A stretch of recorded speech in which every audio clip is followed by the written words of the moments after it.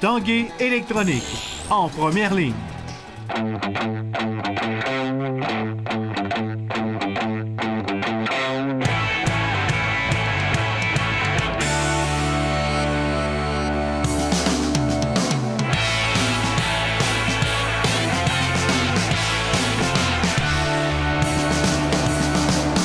À tous, un bon jeudi et bienvenue à l'Esprit sportif. C'est en fin de semaine ici à Québec que se déroulent les Jeux d'été des Olympiques spéciaux 2017. On en reparle un peu plus tard, mais d'abord, on parle hockey féminin. On a confirmé ce matin en conférence de presse la présentation de matchs de hockey féminin pré-olympique entre l'équipe canadienne et américaine. Ce sera le 22 octobre prochain. Le reportage, Stéphane Turcot. Les jeunes filles étaient tout sourire à la photo, mais aussi très impressionnées de croiser une idole. Et j'aime la suivre, j'aime son jeu, puis sa modèle. Une joueuse qui aide à développer le hockey féminin. Elle a le patin, elle a les mains, elle a le lancer. C'est sa détermination qui fait que c'est une des meilleures. De voir les jeunes filles qui viennent te voir, qui te reconnaissent, je pense vraiment que crème, les jeunes portent attention au hockey féminin. Marie-Philippe Poulin.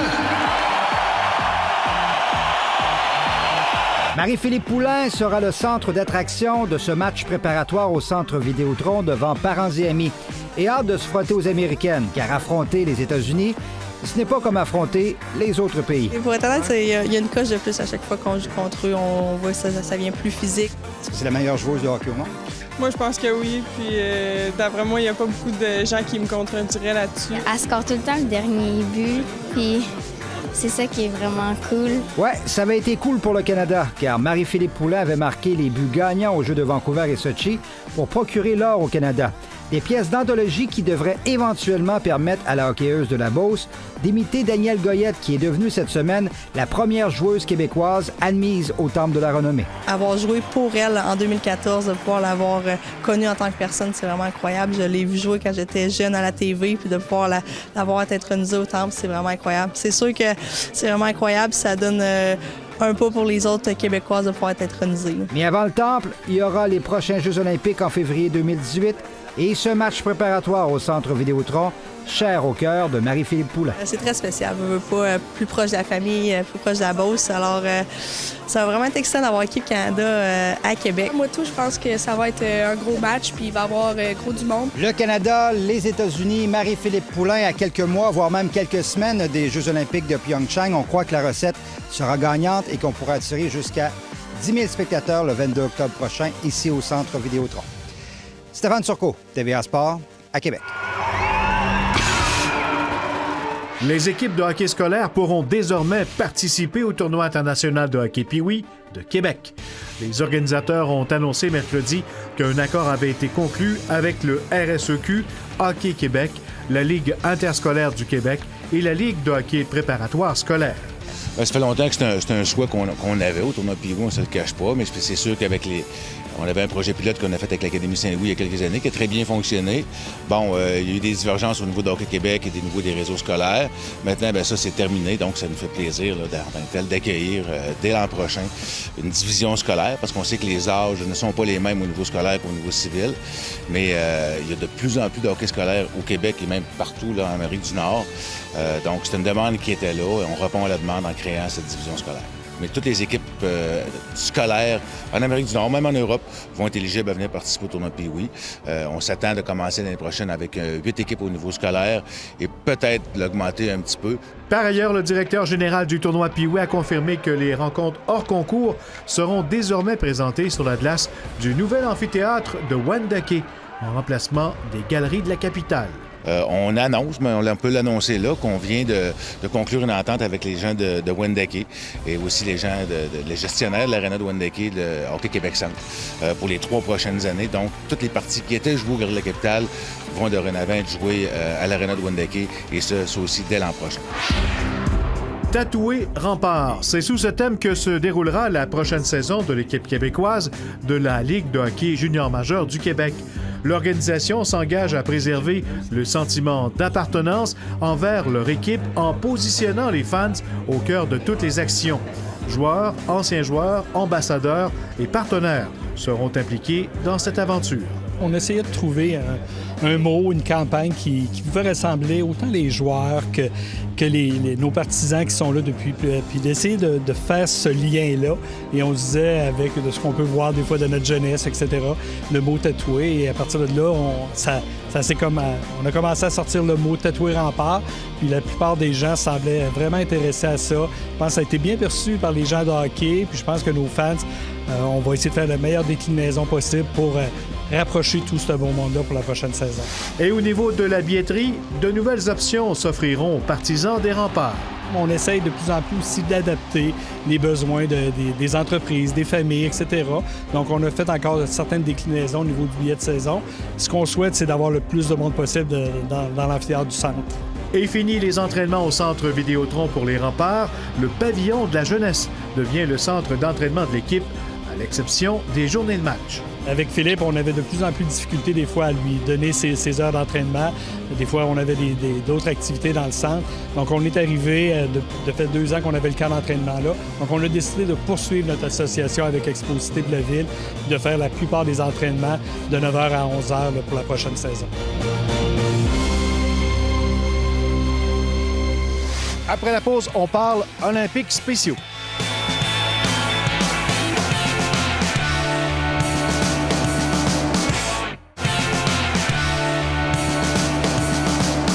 C'est en fin de semaine à Québec que se déroulent les Jeux d'été des Olympiques spéciaux 2017. On en parle avec Martial de Rome, qui est le directeur général. Martial, c'est un gros week-end de compétition. Il y a beaucoup d'athlètes et plusieurs disciplines.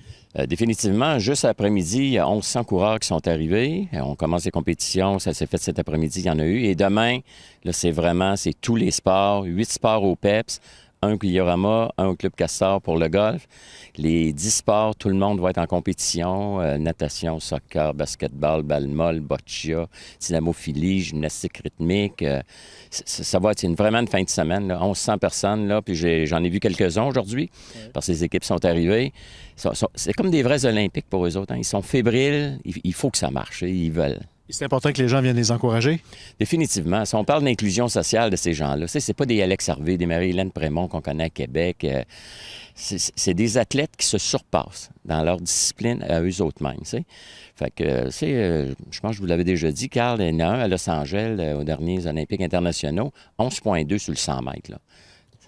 Alors, on invite tout le monde en fin de semaine ici à Québec. Et voici l'une des 10 disciplines au programme en fin de semaine, le boccia.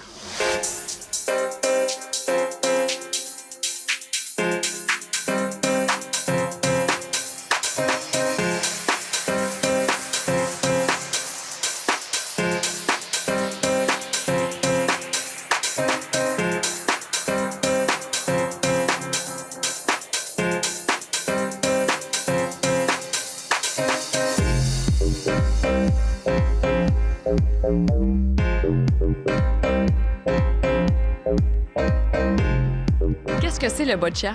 Le boccia, ça ressemble beaucoup à la pétanque. On joue sur un terrain gazonné avec un terrain mobile qu'on peut déplacer d'un terrain à l'autre. Et on lance un cochonnet, puis ensuite on essaie de se placer le plus proche du cochonnet pour marquer des points. C'est les balles qui sont les plus proches du cochonnet qui marquent les points. Quelle est la différence avec la pétanque? Le sport est plus adapté pour les Olympiques spéciaux, là, mais il y a une différence au niveau des grosseurs des boules, au niveau des poids des boules. Sauf qu'à la pétanque, ça arrive qu'on joue sur du terrain la poussière de pierre. Tandis qu'ici, on est sur la pelouse. Qu'est-ce que ça amène, ce sport-là, à ces jeunes-là, à ces athlètes-là?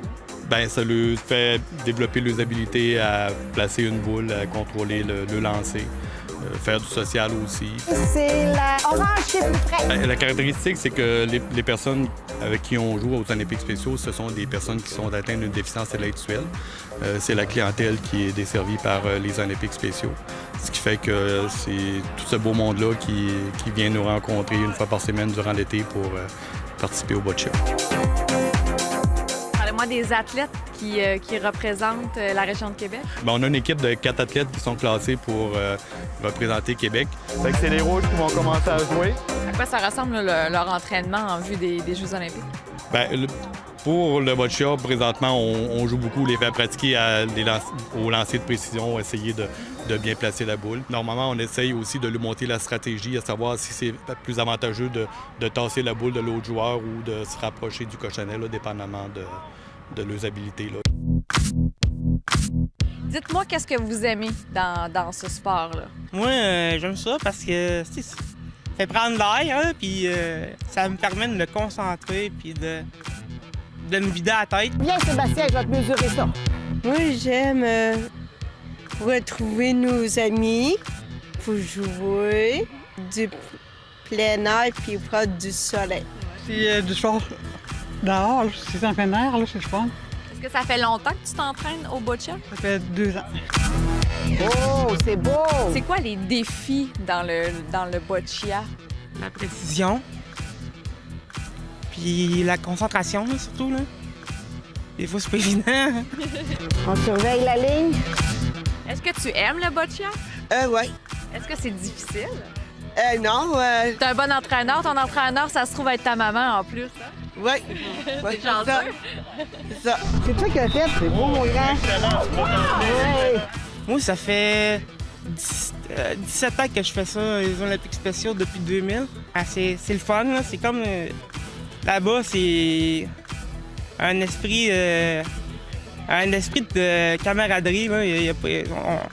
On est tous amis, puis moi, je tripais, là, à chaque fois, là. Il y a un point pour les oranges. Le fait que les Jeux olympiques spéciaux sont à Québec cette année, c'est encore plus spécial, c'est ça? C'est cool. C'est mieux à Québec qu'en dehors.